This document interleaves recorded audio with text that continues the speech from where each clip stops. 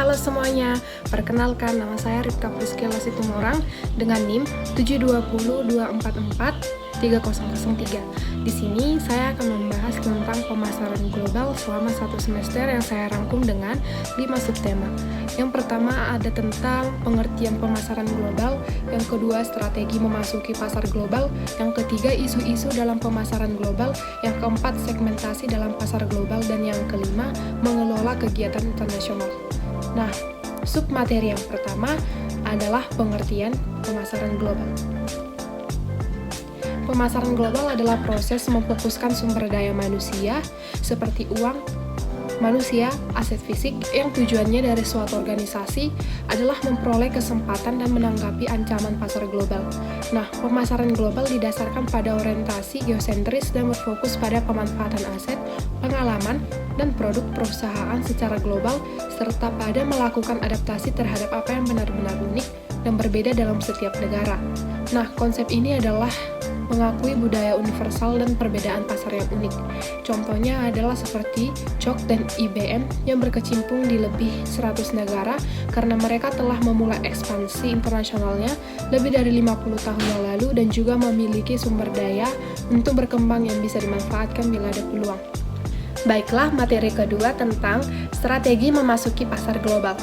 Yang pertama, melakukan ekspor-impor. Yang kedua, membuka kantor perwakilan atau cabang, yang dimana pembentukan sebuah anak perusahaan yang dimiliki sepenuhnya disebut sebagai Greenfield Venture atau usaha ladang hijau. Nah, tindakan ini merupakan sebuah proses yang kompleks dan berpotensi yang akan memakan biaya besar. Tetapi strategi ini memiliki keunggulan karena memiliki kontrol maksimum kepada perusahaan, sehingga apabila berhasil, akan memberikan laba di atas rata-rata. Nah, yang ketiga, mengeluarkan lisensi asing atau kontrak manufaktur dan alih teknologi, di mana perusahaan pemberi lisensi atau lisensor membuat persetujuan dengan menerima lisensi atau lisens bahwa lisens memperoleh hak untuk menggunakan proses atau teknologi produksi, merek dagang, paten, dan sebagainya, dengan membayar manfaat yaitu memasuki pasar asing dengan risiko rendah. Contoh Disneyland yang mengeluarkan lisensi untuk memproduksi dan memasarkan produknya, seperti Donald Bebek juga dan Mickey Mouse seperti yang ada pada produk-produk mereka. Yang selanjutnya, yang keempat, melakukan franchising, yaitu bentuk kerjasama tertulis antara pihak franchisor dan franchise diberi hak untuk mendistribusikan produk atau jasa tertentu dalam periode dan wilayah tertentu serta cara-cara yang ditentukan oleh franchisor seperti MC Donald, KFC, dan lain-lain. Dan yang terakhir, membuka usaha patungan atau joint venture.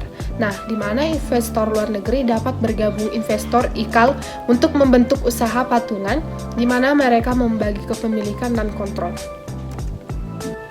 Baiklah, materi yang ketiga tentang isu-isu dalam pemasaran global. Yang pertama, standarisasi versus adaptasi. Nah, isu standarisasi versus adaptasi bukan hanya menyangkut aspek produk dan merek, namun juga unsur bauran pemasaran lainnya seperti distribusi, promosi, dan harga. Dalam konteks global branding, keunggulan dan kelemahan melakukan standarisasi yaitu menguatkan suatu produk merek global versus adaptasi beberapa merek nasional berbeda. Yang kedua, sensitivitas kultural. Perbedaan budaya merupakan faktor yang paling signifikan sekaligus masalah yang paling pelik dihadapi perusahaan multinasional. Ketidakmampuan pemasar memahami dan mengapresiasi faktor ini kerap berujung pada kegagalan internasional. Yang ketiga, nasionalisme. Dalam pemasaran global, kerap kali dijumpai adanya stereotyping tentang sikap terhadap produk buatan luar negeri. Banyak penelitian yang mengungkap bahwa evaluasi yang dilakukan konsumen atas suatu produk tertentu tidak hanya didasarkan pada daya tarik dan karakteristik fisik produk saja, tetapi berdasarkan negara asalnya. Keempat, mode of entry atau strategi memasuki pasar luar negeri. Nah, secara garis besar, alternatif strategi memasuki pasar negara lain meliputi ekspor, kontraktual, wholly owned, subsidiaris, dan e-marketing. Nah, ekspor masih dapat diklasifikasikan lebih lanjut menjadi ekspor tidak langsung, ekspor bersama, dan ekspor langsung.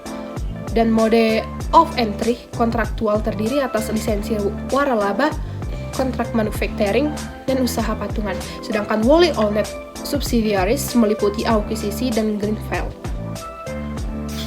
Baiklah, materi keempat, segmentasi dalam pasar global. Segmentasi pasar adalah membagi sebuah pasar ke dalam kelompok-kelompok pembeli yang berbeda, mungkin mengkehendaki bauran produk atau pemasar yang terpisah. Yang pertama, pemasaran massal atau mass marketing. Ini penjual memproduksi, mendistribusikan, dan mempromosikan secara massal sebuah produk kepada seluruh pembeli. Pemasar tersebut menciptakan pasar potensi terbesar, biaya paling rendah, harga lebih rendah, atau margin yang lebih tinggi. Yang kedua, pemasar segmen. Perusahaan menyadari bahwa pembeli berbeda dalam kebutuhan, persepsi, dan perilaku pembelian. Perusahaan mengisolasi segmen yang lebar yang membentuk suatu pasar dan mengadaptasi apa yang ditawarkannya agar lebih mendekati kebutuhan satu atau beberapa segmen. Yang ketiga, pemasaran ceruk. Nah, ini adalah hal yang berfokus pada subgrup di dalam segmen-segmen di atas. Suatu ceruk adalah suatu grup yang didefinisikan dengan lanjut sempit, biasanya diidentifikasi dengan memilah suatu segmen menjadi beberapa subsegmen. Dan yang terakhir adalah pemasaran mikro. Ini adalah praktik penyesuaian produk dan program pemasar agar cocok dengan cita rasa individu atau lokasi tertentu. Baiklah, materi yang terakhir, mengelola kegiatan internasional. Yang pertama ada Departemen Ekspor. Nah, perusahaan terjun ke pemasaran internasional hanya melalui pengiriman barang. Jika penjualan internasionalnya berkembang, perusahaan membentuk Departemen Ekspor yang terdiri dari seorang manajer, penjualan, dan beberapa orang asisten. Bila penjualan meningkat, Departemen Ekspor diperluas menjadi sub-sub departemen. Yang kedua, divisi internasional. Divisi internasional diorganisasikan dengan berbagai cara. Staf divisi internasional juga merupakan para spesialis data pemasaran, manufaktur, riset, keuangan, dan perencanaan, dan sumber daya manusia yang mereka merencanakan serta menyediakan pelayanan bagi berbagai unit operasi. Yang ketiga, organisasi global. Dalam organisasi global, manajemen puncak dan staf perusahaan merencanakan fasilitas manufaktur, kebijakan pemasaran, arus finansial, dan sistem logistik di seluruh dunia. Unit-unit operasi dalam global melapor langsung kepada kepala eksekutif atau komisi eksekutif yang dilatih untuk berpikir dengan membentuk wawasan secara global. Baiklah, demikian materi yang bisa saya sampaikan. Thanks for watching.